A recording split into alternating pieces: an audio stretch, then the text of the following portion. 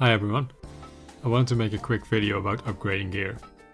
Upgrading your stuff can be really expensive in this game, and while it will likely remain that way, it really helps to know what upgrades matter for your character and which ones don't. Some people spend a lot of money on upgrades that in the end do not really make a difference for them. And while that sounds bad, this also means that you can cut a lot of costs by not upgrading aspects of your character's gear that won't matter to you. Before we begin, this video is mostly aimed at PvE. In PvP, even the smallest upgrade could be the difference between winning and losing a fight, so there's no accounting for that. And whenever I am talking about success chances of an upgrade, I'm referring to the upgrade chance on a regular server with regular dice. On FWC, while using PD10 or PD12, your chances will be better than what I listed here. Let's start with regular weapon upgrades. Upgrading your weapon increases the damage of the weapon. But this increase is very small and won't really be significant by itself. What matters more is that it also has a hidden effect. It applies an invisible multiplier to your auto attack damage. This makes them quite valuable to auto attack builds, with higher upgrades allowing you to deal more damage. But keep in mind that the cost of upgrading increases exponentially. Up to +6, upgrading with low S-Pro is usually very cheap. After that you need to use regular S-Pro and you will need increasingly more every time you upgrade. For characters that rely on skills to deal damage, these upgrades are very poor value however. Because they do not benefit from the auto attack multiplier, they only gain a small bonus to their weapon's damage. And for Vesarams, upgrading a stick is purely cosmetic. It doesn't increase their healing and it doesn't increase the duration of their buffs or the amount of stats that their buffs give. On to elemental weapon upgrades. Elemental weapon upgrades increases the damage of auto attacks against enemies that are weak to the element that is on your weapon. This bonus can be very impactful as it can go up to 50% at +10, but mercenaries, blades and knights can already get the maximum bonus of 50% with just a +1 upgrade, because their empower weapon skill will boost their elemental upgrade to +10, even if it's just +1. 1v1 rangers, build posters and jesters do benefit from putting more upgrades onto their weapon. However, if you're still leveling and moving between monsters a lot, it is better to just keep it at a low level like +5, then you can easily remove the element and put in a new one when you move on to the next monster. It's better to have +5 on it and swap it all the time than it is to have +8 of one element, which will be useless most of the time and will sometimes even lower your damage. Mercenary classes will do the same with +1. To remove an element from your weapon, simply go to an armor NPC and click remove element. This will cost you 1 mil, which is far cheaper than a scroll of element change. For skill users it works differently. Having an element on your weapon will increase the damage of skills that have the same element by 10%. So if your weapon has fire on it, your fire skills will deal 10% more damage. However, only elementers and rangers have elemental skills. All the other classes have non-elemental skills and these are unaffected by these upgrades. If you're playing an AoE build poster for example, there's no point in elemental upgrading because you don't have any elemental skills. The downside of this is that skills of the element that is weak to the element that's on your weapon will be 10% weaker. So if you have fire on your weapon, all your wind skills will deal 10% less damage. When it comes to these skill damage bonuses, the only thing that matters is the type of element that is on your weapon. It does not matter whether your weapon is fire +1, fire +5 or fire +10.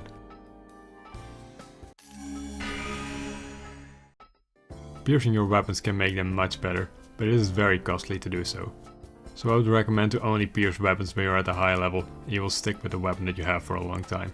At lower levels, the G-Pro that goes into piercing your weapon is just not worth it, as the stat increases that D and C guard gives are just too small, and you won't use these weapons long enough for it to be worth it. At the higher levels it can be worth it, but it costs a lot of G-Pro to get all the slots on it, and you might be able to get more power somewhere else for less money.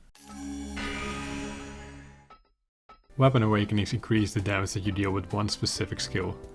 This is very good for skill users as it directly increases the effectiveness of their skills, but it does nothing for 1v1 characters that deal all their damage through auto attacks. Getting the right awakening on your weapon is very RNG dependent however, and it varies greatly per class. Getting a Merkabra awakening on a stick is very easy for example, as they only have a few possible awakening outcomes. But getting a power stomp awakening on a knight's two-handed axe requires a lot of luck because there are many axe skills. Elementors are a bit of an exception when it comes to how much they benefit from weapon awakenings. They do benefit from them, but not nearly as much as the other skill using classes do, because they have 10 different AoE skills and all of them are useful. Increasing the damage output of just one skill only increases their damage a little, while classes that deal all their damage through one skill will benefit a lot more from it. The impact of skill awakenings also significantly decreases, where you're using coral weapons to trigger water bomb for AoE damage. At that point, water bomb will make up a very big portion of the damage that you deal, but it's not affected by damage increases to the skills that trigger it. It's only affected by modifiers that increase all your skill damage.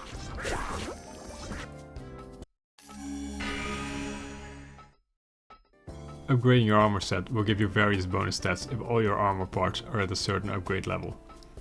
These stats are hit rate, block, HP, all attributes, and attack. While all these stats are useful, upgrading your set is far more expensive than upgrading your weapon, as you need to upgrade 4 items instead of just 1, with the same upgrading odds. And I also think that for PvE players, plus 10 sets are highly overrated. Despite its astronomical costs, a plus 10 set will almost never make you noticeably stronger than a plus 7 or a plus 8 set. Hit rate is really the only stat that could be essential, granted you are an auto attacker that needs hit rate to begin with, but you never need the full 45% bonus from a plus 10 set. Plus 8 would be the most you ever need to get the maximum possible chance to hit, if you are a strength build with buffs from a ringmaster and no other sources of hit rate.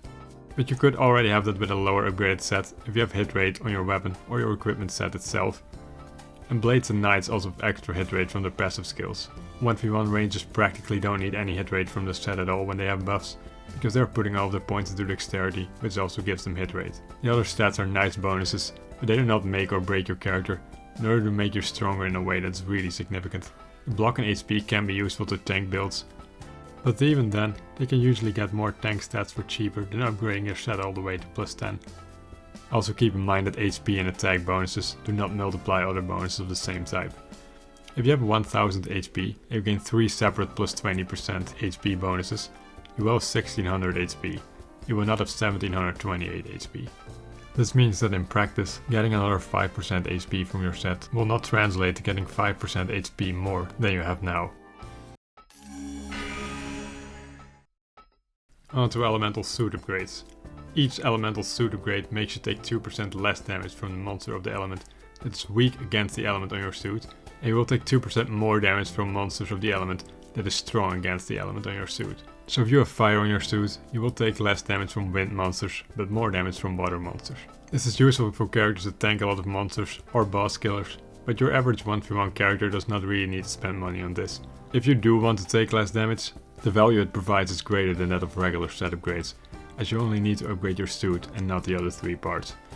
Although this defense is situational, as it depends on the element of the monster you are fighting.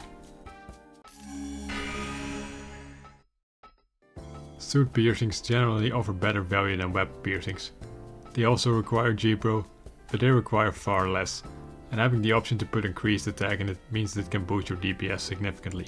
As with most upgrades, you can get quite far without spending too much on it, but when min-maxing it, the cost really goes up quickly. It takes 8 G-Pro on average to get the first 3 slots on your suit, but it takes 20 G-Pro on average to go from 3 to 4 slots. The price of cards also varies drastically, with 4% attack cards usually going for only a few mil, while 7% attack cards will usually cost the equivalent of 2k F-coin most of the time. The difference between having 16% and having 28% attack in your suit is noticeable, but since attack multipliers don't multiply each other, that 12% extra attack will usually only translate to 6 to 8% more DPS. There might be some circumstances under which you would want to put HP or defense on your suit, but most of the time attack is the best option.